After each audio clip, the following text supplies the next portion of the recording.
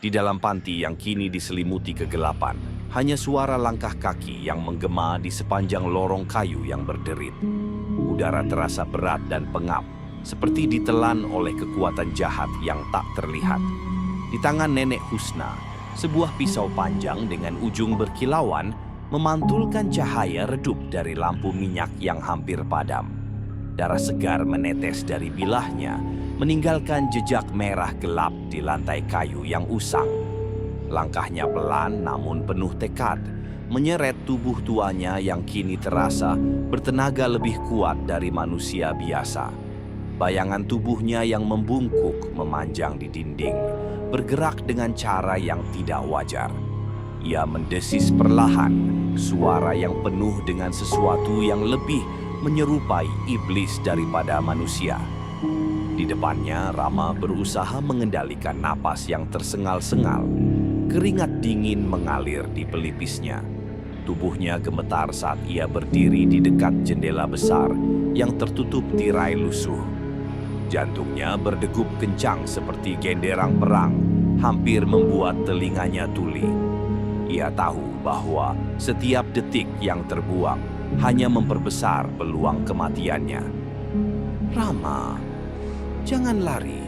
Suara Nenek Husna terdengar serak namun lembut, menggema di lorong itu seperti nyanyian mematikan. Ada sesuatu yang menakutkan dalam nada suaranya, seperti cinta yang telah berubah menjadi kebencian yang membara. Rama menggigit bibirnya untuk menahan tangis. Itu bukan suara nenek yang ia kenal dan cintai. Itu adalah bisikan maut yang menyamar dengan wajah penuh kasih. Mata merah yang bersinar dari balik bayangan membuat bulu kuduknya berdiri. Langkah Nenek Husna semakin mendekat, menyeret pisau yang terus menoreh lantai kayu, menciptakan suara menggores yang mengiris jiwa. Rama tahu ia tidak punya banyak waktu. Dengan satu tarikan napas panjang, ia memaksakan kakinya untuk bergerak. Tanpa berpikir panjang, Rama melompat keluar dari jendela yang tua dan rapuh. Kaca pecah berhamburan menusuk kulitnya saat tubuhnya terhempas ke tanah yang basah oleh embun malam. Rasa sakit menjalar di tubuhnya, namun itu tidak berarti dibandingkan dengan rasa takut yang membakar hatinya. Ia segera bangkit meski lututnya gemetar. Dengan napas terengah-engah, Rama berlari sekuat tenaga menuju hutan yang gelap. Angin malam yang dingin menggigit kulitnya, membawa serta bisikan-bisikan aneh yang seakan berasal dari makhluk-makhluk yang tidak terlihat. Di belakangnya, dari jendela yang terbuka, terdengar suara tawa rendah yang menyeramkan. Rama menoleh dan melihat Nenek Husna berdiri di sana. Siluet tubuhnya terlihat aneh dan bengkok di bawah cahaya bulan yang pucat. Matanya yang bersinar merah menatap tajam ke arah hutan. Sebuah senyuman mengerikan terukir di wajahnya. Senyuman yang tidak pantas ada di wajah seorang nenek yang seharusnya penuh kasih. "Kamu pikir bisa lari dariku, Rama?" bisiknya, namun suara itu bergema seperti ribuan suara yang saling tumpang tindih, membuat malam yang sunyi semakin menakutkan. Namun Rama tidak menoleh lagi. Dengan seluruh tenaga yang tersisa, ia berlari menembus pepohonan yang tinggi dan rapat.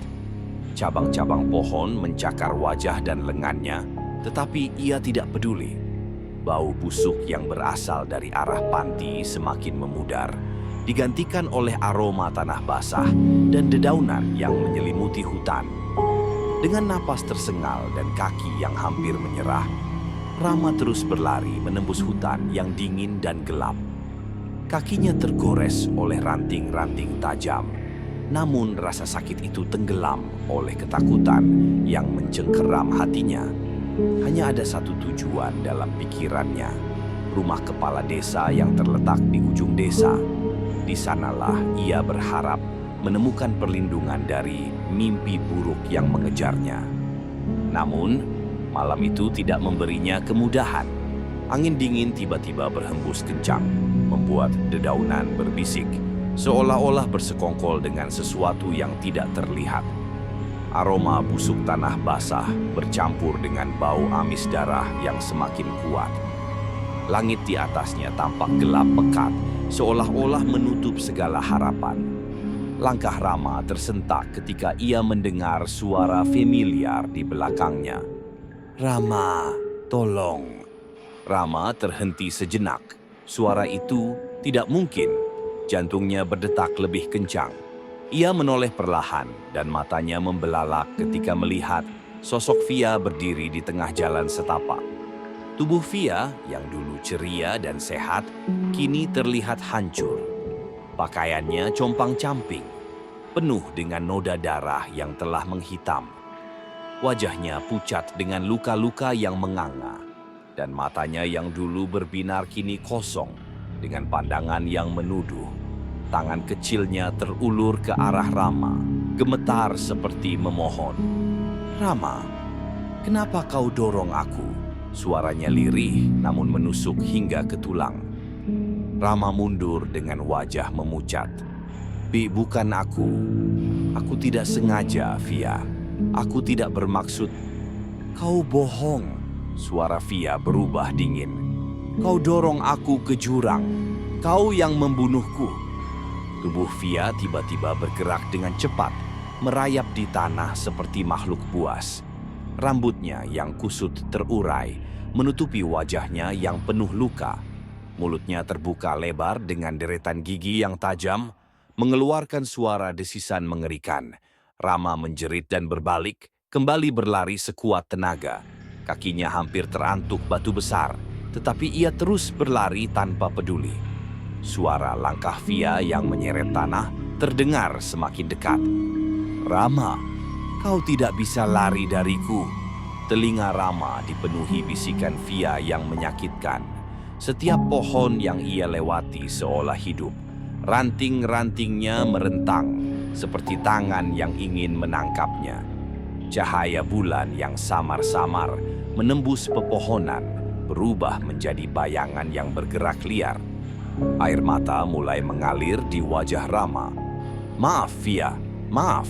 Aku tidak ingin kau mati." Namun Fia tidak mendengarkan.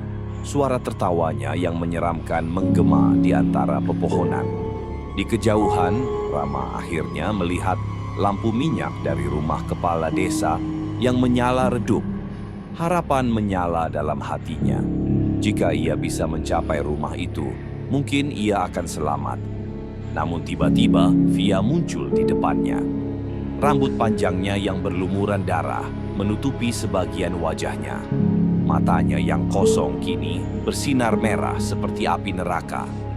"Tidak ada yang bisa menyelamatkanmu, Rama."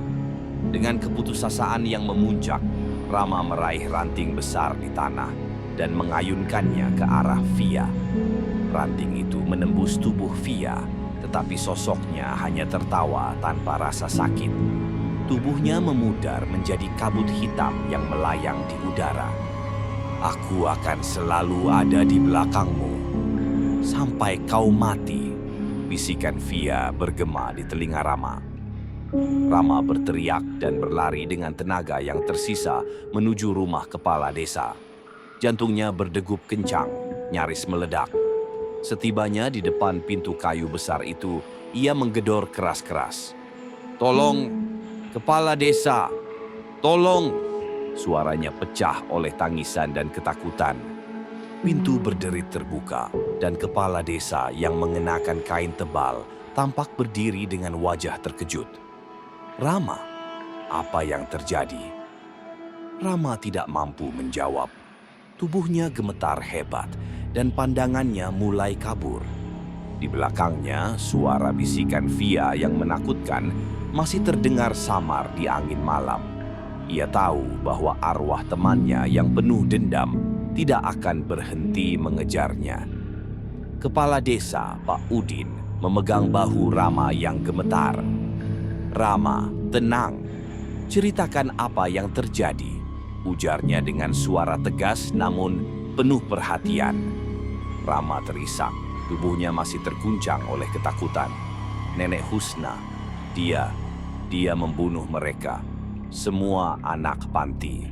Suaranya pecah di antara isak tangis. Via mengejarku. Dia bilang aku yang membunuhnya. Pak Udin mengerutkan kening. Nenek Husna membunuh anak-anak? Itu tidak mungkin. Dia wanita yang penuh kasih. Rama mengguncang bahu Pak Udin dengan mata yang penuh rasa putus asa. Aku lihat sendiri. Dia mengejarku dengan pisau. Matanya menyala merah. Dia bukan nenek lagi. Dan Via, dia ada di hutan. Dia mengutukku. Pak Udin merasa hawa dingin menjalari tulang punggungnya. Desa mereka memang tidak pernah benar-benar damai setelah tragedi Via. Tetapi malam ini ada sesuatu yang lebih gelap dan jahat menyelimuti desa itu.